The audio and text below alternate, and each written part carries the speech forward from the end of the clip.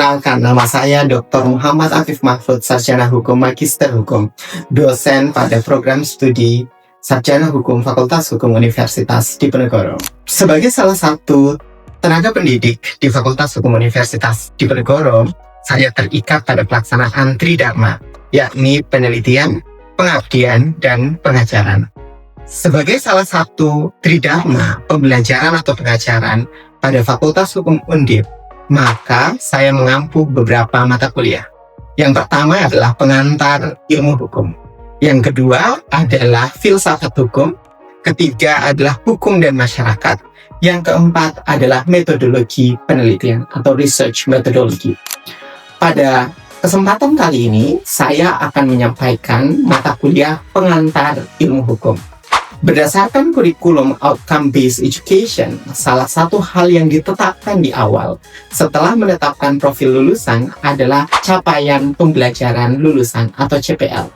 Adapun CPL dari mata kuliah pengantar ilmu hukum adalah mahasiswa menguasai, memahami, dan mampu menganalisis konsep-konsep terkait ciri, struktur, serta ilmu hukum, sumber, asas atau prinsip dan norma hukum, serta sistem tata hukum nasional Indonesia dan sejarah perkembangannya. Selain itu, mahasiswa juga harus memahami atau memiliki pemahaman serta pengetahuan dasar terkait dengan hukum positif di Indonesia, serta fungsi dari hukum positif tersebut. Berdasarkan capaian pembelajaran lulusan, maka ditentukan capaian pembelajaran mata kuliah atau CPMK. Adapun CPMK pada mata kuliah pengantar ilmu hukum, yakni pertama, mahasiswa mampu memahami dan menganalisis mengenai definisi hukum, nilai di dalam hukum, serta asas atau prinsip hukum, serta peraturan dalam hukum. Kedua adalah mahasiswa mampu memahami bahwa hukum yang terdiri dari beragam unsur-unsur tersebut, baik substansi, struktur, dan budaya hukum, bekerja sebagai sebuah sistem yang saling terkait untuk mencapai suatu tujuan tertentu. Ketiga, mahasiswa kemudian mampu memahami sumber-sumber hukum di Indonesia, baik sumber hukum formil maupun sumber hukum material. Keempat adalah mahasiswa mampu memahami serta menganalisis pembidangan hukum serta tradisi atau legal system yang berada di dunia saat ini, termasuk civil law traditions dan juga common law traditions. Dalam pembelajaran ini dirancang berdasarkan kurikulum Outcome-Based Education atau OBE. Dalam pertemuan kali ini digunakan metode DIA, yakni delivery, artinya dosen atau saya kemudian mengemukakan dan mengajarkan konsep-konsep mendasar mengenai ilmu hukum yang ada di Indonesia. Kemudian interactions, artinya terjadi interaksi aktif melalui diskusi antara dosen dan mahasiswa serta antara mahasiswa. Yang ketiga adalah melakukan assessment atau penilaian.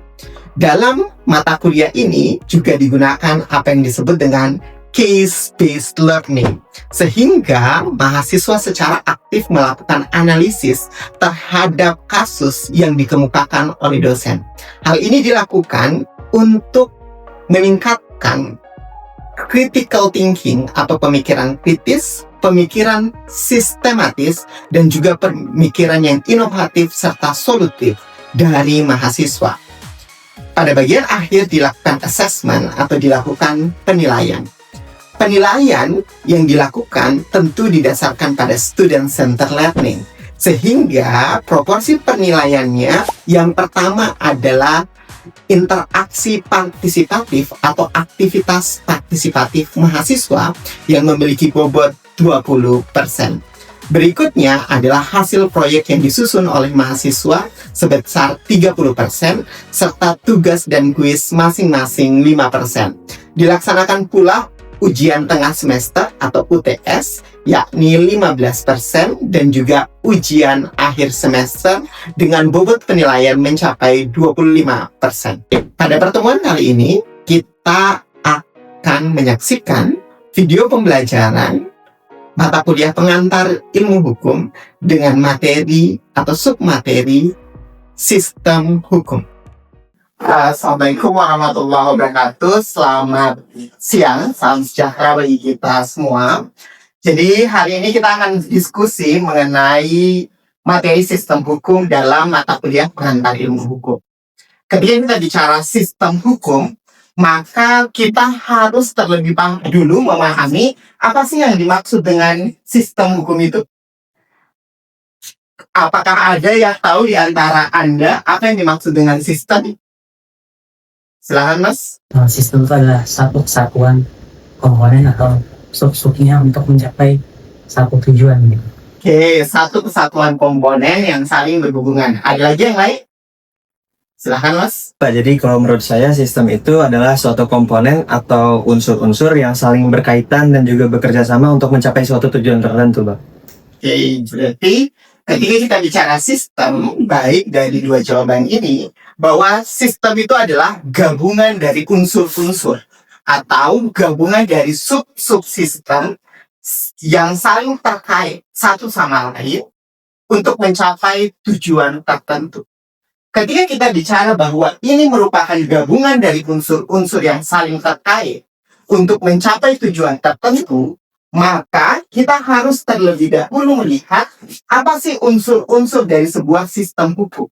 Jadi kita akan lihat apa sih unsur-unsur dari sebuah sistem hukum itu, kemudian bagaimana subsistem atau unsur-unsur itu saling terkait, sehingga kemudian saling keterkaitan itu menghasilkan sebuah pekerjaan secara bersama-sama dan untuk mencapai tujuan tertentu atau tujuan hukum itu. Disitulah kita bicara mengenai sistem hukum. Jadi ketika bicara sistem hukum, kita tidak bisa bicara hanya unsur-unsurnya saja, tetapi keterkaitan antara unsur-unsur itu. Lawrence Neer Friedman mengatakan bahwa ketika kita bicara sistem hukum itu terbagi menjadi 3 unsur. Oke. Aspek pertama terdiri dari subsistem, di mana subsistemnya itu terdiri dari 3 unsur. Yang pertama adalah substansi. Jadi, ketika kita bicara substansi hukum itu berarti kita bicara peraturan perundang-undangan. Oke? Kita bicara apa isi dari hukum itu.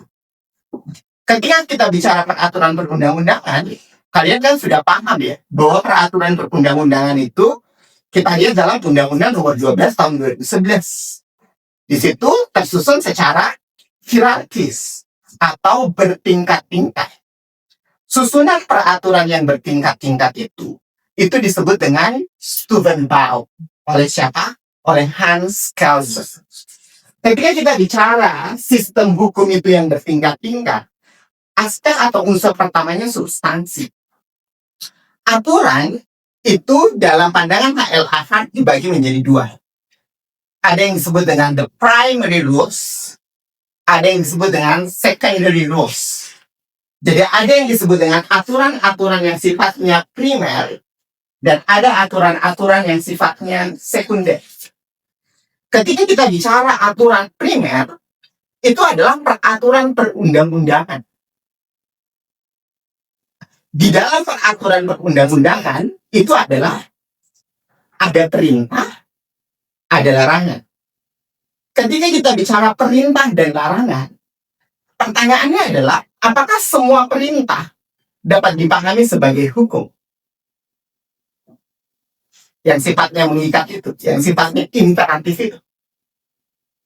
Karena kalau kita lihat definisi hukum itu didefinisikan apa?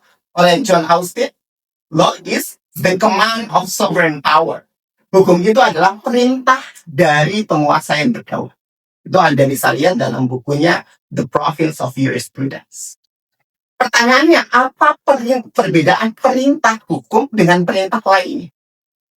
Kalau perintah hukum yang berbentuk hukum, dia berasal dari penguasa yang berdaulat. Makanya kalau kita lihat di dalam buku H.L. Ahad mencontohkan ini, hukum itu perintah. Ada perampok masuk di sebuah bank, memerintahkan untuk memberikan uang tertentu dalam jumlah tertentu. Apakah itu dapat dianggap sebagai hukum? Jawabannya adalah tidak. Karena dia tidak berasal dari sovereign power. Dia tidak berasal dari penguasa yang berdaulat. Dia tidak berasal dari negara. Ketika kita bicara hukum itu, Tadi ada primary rules, isinya apa? Perintah dan larangan. Kedua, ada yang disebut dengan secondary rules. Jadi ada aturan primer, ada aturan sekunder. Kalau Anda belajar di luar negeri, teori ini adalah teori dasar dalam memahami aturan. Ketika bicara secondary rules itu terbagi menjadi 3. Ada yang disebut dengan aturan mengenai cara untuk membentuk peraturan perundang-undangan. Cara untuk mengubah peraturan perundang-undangan. Ada aturannya, kan? Kita lihat di mana? Undang-Undang nomor 12 tahun 2011 itu bicara apa? Cara membentuk, cara mengubah aturan. Itu yang disebut dengan secondary rules. Khususnya rules of change atau rules of creation. Tetapi di sisi lain, ada yang disebut dengan rules of adjudication.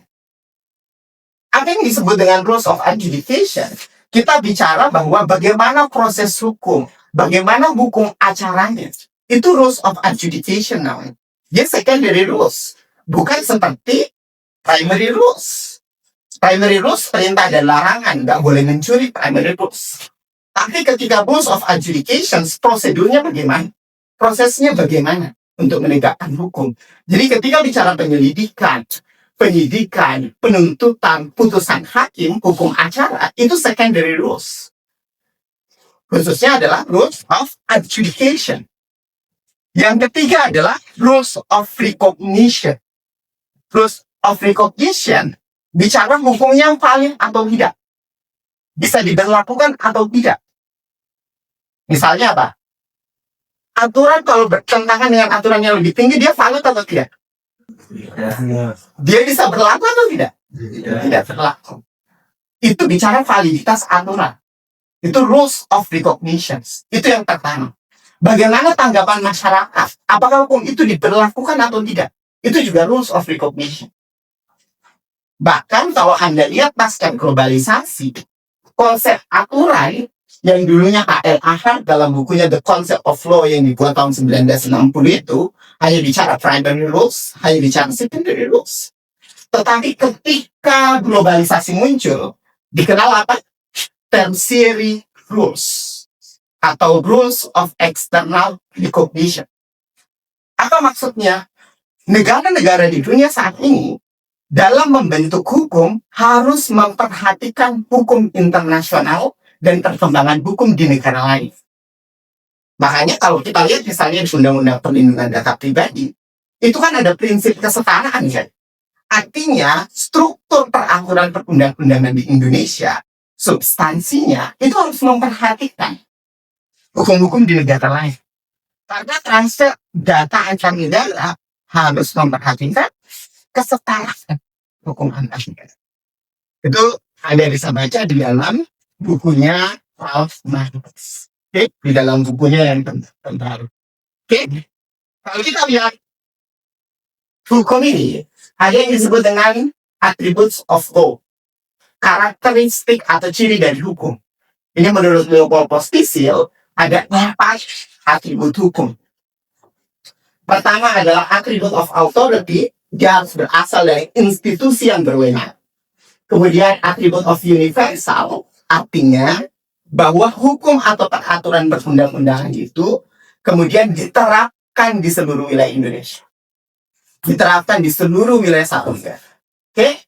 Kemudian ada attribute of obligations. Apa artinya? Dia bicara kewajiban, dia bicara perintah dan larangan. Ketika tidak ditaati perintah dan larangan, muncul sanksi. Makanya bagi pemikir-pemikir positivisme seperti John Austin, sanksi itu elemen paling mendasar dari hukum. Makanya dia mengatakan law is the command of sovereign power backed up by sanction. Perintah dari penguasa yang berdaulat yang kemudian disokong oleh sanksi. Pertanyaannya, pandangan John Austin ini masih relevan atau tidak? Ada bantahannya nggak? Anda bisa sebenarnya melihat bantahan itu dalam buku terbaru Joseph Ras yang dibuat di tahun 2023. Judulnya adalah The Authority. Nah, itu nanti diskursus lebih lanjut kalau Anda kuliah magister, Anda kuliah doktor, kita lihat bagaimana pertentangan pemikiran-pemikiran dalam hukum. Kemudian, ini saya kira Anda bisa membaca ada 8 prinsip supaya hukum itu bisa ditegakkan dengan baik, bisa dilaksanakan dengan baik. Ini namanya the principles of legal, prinsip legalitas. Ini Anda harus tahu ini, karena di buku-buku terbaru, ini Anda baca bukunya Lon L. Fuller, judul bukunya adalah The Morality of Law, moralitas hukum. Ini ada 8 prinsip. Ini bahkan masih diadaptasi dalam kajian terkini tentang digitalisasi. Misalnya Anda baca di digitalisasi itu, ada teorinya Law 3.0 dari Roger Brownsworth. Dia dengan baik mengadaptasi konsep 8 prinsip legalitas Fuller. Apa itu? Harus sifatnya umum, diumumkan, tidak sifatnya retroaktif, tidak boleh berlaku surut. Walaupun ada pengecualian kan dalam putusan Mahkamah Konstitusi kan. Kalau misalnya itu kejahatan terhadap kemanusiaan, dia bisa berlaku surut. Itu boleh. Tapi selain itu, nggak boleh. Untuk apa? Untuk menciptakan kepastian hukum. Ketika Anda bicara kepastian hukum, Humberto Aquila mengatakan ada 3 syarat kepastian hukum. Tidak boleh bertentangan, tidak boleh terlalu sering berubah, tidak boleh bersifat retroaktif, dan tidak boleh dan harus diumumkan. Itu 4 syarat kepastian hukum. Kalau Anda lihat hukum itu nggak boleh retroaktif, sering dengar kan? Siapa yang mengatakan pertama kali hukum nggak boleh retroaktif? Yang mengatakan pertama kali hukum tidak boleh retroaktif adalah Cicero di masa Romawi. Jadi adalah orang pertama yang mengatakan hukum nggak boleh tuh retroaktif. Ini harus jelas dan kontradiksi, harus bisa atau mungkin dilaksanakan.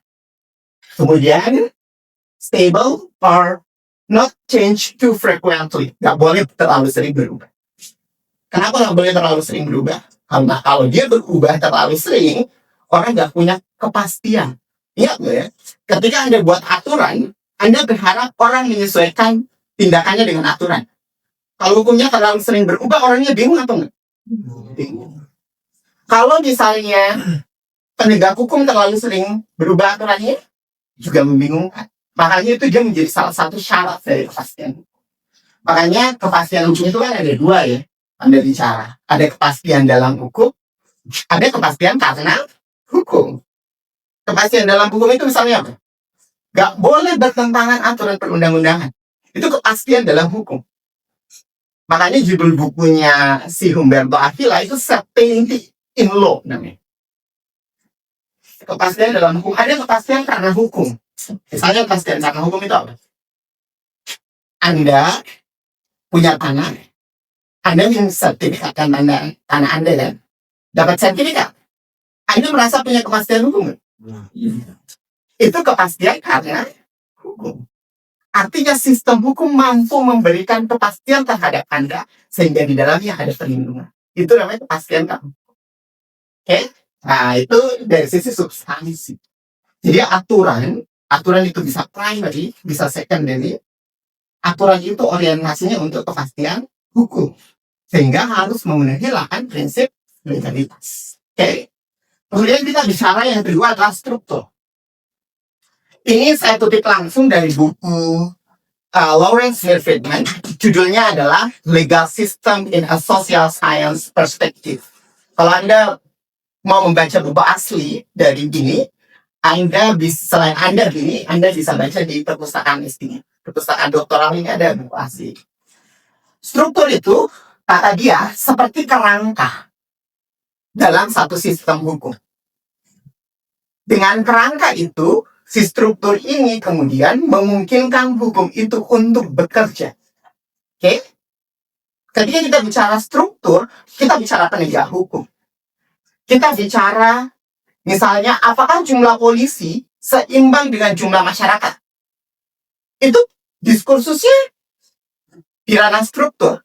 Apakah ada lembaga atau divisi khusus yang menangani kejahatan tertentu? kita bicara struktur ini. Hati-hati bicara struktur hukum dengan budaya hukum internal. Kalau saya bicara pandangan atau pemahaman penegak hukum, maka saya bicara apa? Budaya hukum internal. Tetapi ketika saya bicara, apakah ada lembaga yang berkaitan dengan penuntutan? Ada. Kemudian kewenangannya apa? Rasio jumlah penegak hukumnya dengan masyarakatnya seimbang atau tidak? Itu saya bicara struktur. Karena saya belum masuk pada pikiran orang-orang yang besar. Oke, saya kira ketika Anda bicara struktur ini, institusi yang selalu Anda lihat kan? Oke, sekarang ada budaya hukum. Ketika kita bicara budaya hukum itu terbagi menjadi dua. Menurut Lawrence Perpignan. Ada namanya budaya hukum apa? Budaya hukum internal dan ada budaya hukum eksternal. Ketika bicara budaya hukum internal, pandangan, pemahaman, cara berpikir, cara bertindak dari para penegak hukum tentang hukum. Itu budaya hukum internal. Jadi ketika saya tanyakan ada satu kasus korupsi kepada kepolisian dan dia memberikan tanggapannya, tanggapan dari polisi, pandangan polisi itu tentang kasus itu adalah budaya hukum internal. Tetapi ketika saya tanya Mbak, siapa namanya Mbak? Mbak Hani, ini bagaimana pandangan Anda mengenai kasus ini? Dia penegak hukum atau tidak? Bukan. Itu disebut dengan pandangan atau budaya hukum eksternal. Pandangan masyarakat tentang hukum. Oke? Jadi ada budaya hukum internal, ada budaya hukum eksternal. Oke? Ketika kita bicara budaya hukum internal, budaya hukum eksternal, itu menurut Friedman. Tetapi menurut Daniel Eslev yang melakukan penelitiannya di Indonesia, menghasilkan sebuah teori, karena itu disebut dengan the grounded theory, teori berdasarkan realitas. Dia mengatakan bahwa budaya hukum itu ada dua. Ada budaya hukum substantif, apa yang dianggap adil dan tidak adil, dan ada budaya hukum prosedural. Prosedur apa yang ditempuh oleh masyarakat untuk menyelesaikan permasalahan. Oke, itu saya kira Anda bisa lihat. Sekarang coba, ini Anda baca. Bagaimana sistem itu bekerja? Sehingga, karena tadi saya katakan, tadi teman-temanmu menjawab bahwa sistem hukum itu gabungan dari subsistem. Bukan hanya tahu unsur-unsurnya, tapi bagaimana unsur-unsur itu saling terkait. Oke, coba lihat ini nanti ada pandangan masyarakat, kebutuhan masyarakat disebut dengan sisi input. Oke, jadi pandangan, kebutuhan, gagasan, keinginan masyarakat itu disebut dari sisi input. Kemudian menghasilkan harapan-harapan tertentu yang dianggap penting. Gak semua keinginan ini kemudian berubah menjadi harapan. Hanya harapan yang penting dan bermanfaat bagi masyarakat yang berubah menjadi demand. Jadi pandangan yang disebut budaya hukum berubah menjadi demand. Demand atau kebutuhan masyarakat itu kemudian mendasari pembentukan aturan perundang-undangan. Aturan perundang-undangan itu kemudian ditegakkan di dalam hukum, dan setelah ditegakkan di dalam hukum, dia ada harapan, ada pandangan kembali lagi di situ. Sehingga ketika Anda bicara how the legal system works,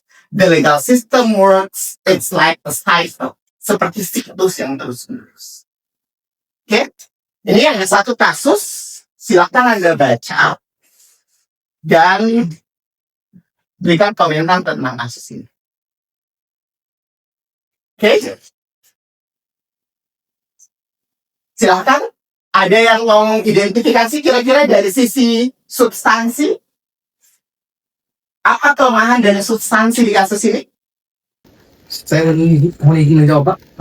Menurut saya kelemahan dari substansi dalam kasus tersebut bahwa tidak adanya aturan yang mengatur terkait tindak pidana pencurian aset, sehingga aparat penegak hukum sulit untuk menangani kasus tersebut, Pak. Sehingga diperlukan perubahan hukum. Sehingga diperlukan upgrade atau perubahan terhadap hukum lama menjadi hukum baru agar tidak terjadi kekosongan hukum. Oke, berarti ada vacuum of regulations, ada kekosongan hukum atau kekosongan peraturan perundang-undangan. Ini disebut dengan Law 1.0. Dari sisi struktur, Kalau struktur itu sendiri dapat benar dilalui kepolisian sebagai lembaga penegak hukum yang tidak memiliki kewenangan untuk menindaklanjuti dikarenakan absennya norma untuk mengatur terkait tindak pidana berkaitan dengan uang digital. Seperti itu, Pak. oke. Dari sisi budaya hukum ada. Jadi untuk budaya hukum itu kan terbagi menjadi dua, yaitu budaya hukum internal dan budaya hukum eksternal. Nah, saya akan menjawab kalau dari budaya hukum internal. Jadi budaya hukum internal itu pandangan atau tanggapan yang dikemukakan oleh aparat hukum itu sendiri. Pada kasus tersebut, polisi memberikan pandangan bahwasannya tidak bisa memproses laporan ini atau menolak karena belum adanya peraturan secara spesifik mengenai hal tersebut. Jadi begitu, Pak. Oke, berarti pandangan dari aparat penegak hukum tentang realitas kasus ini ya. Oke. Kemudian budaya hukum eksternal ada. Menurut saya, kelemahan dari budaya hukum eksternal itu sendiri, di mana budaya eksternal ini pandangan dari masyarakat. Nah, masyarakat itu menganggap bahwa para penegak hukum yang seharusnya menindak kasus tersebut itu tidak dapat menindak karena merasa masyarakat tuh beranggapan kasus itu harusnya ditindak karena mesahkan dan juga menimbulkan kerugian bagi masyarakat dan juga korban dari kasus tersebut. Oke, berarti dari sisi masyarakat, bagaimana tanggapan masyarakat terhadap kasus ini, khususnya masyarakat yang merasa dirugikan. Oke, di tengah-tengah vacuum of regulations. Realitas ini atau kasus sepertinya akan Anda sering dapati di tengah perkembangan teknologi. Ini disebut dengan Law 1.0, di mana hukum yang lama itu tidak bisa catch up dengan realitas-realitas yang baru. Untuk mendalaminya, Anda bisa membaca buku Roger Bromsworth, judulnya Law 3.0. Saya kira demikian perkuliahan hari ini. Terima kasih. Demikian perkuliahan pengantar ilmu hukum, khususnya materi sistem hukum. Semoga video ini bermanfaat dalam pengembangan hukum, serta bermanfaat dalam peningkatan kualitas serta critical thinking dari mahasiswa. Sehingga tujuan mahasiswa yang adaptif, kritis, serta solutif dapat tercapai. Pada kesempatan ini saya mengucapkan terima kasih kepada tim penilai dan tim panitia sertifikasi dosen SMART tahun 2026. Khususnya dari Direktorat Sumber Daya, Dirjen Pendidikan Tinggi, dan Riset serta Teknologi Kemendikti Saintek Republik Indonesia. Serta penghargaan setinggi-tingginya dan terima kasih kepada alma mater dan instansi saya, Universitas Diponegoro. Khususnya Fakultas Hukum, rekan kolega sejawat dosen, dan rekan mahasiswa. Demikian yang saya sampaikan. Atas kekurangan saya mohon maaf yang sebesar-besarnya. Saya, Muhammad Afif Mahfud, mengucapkan terima kasih dan izin undur diri.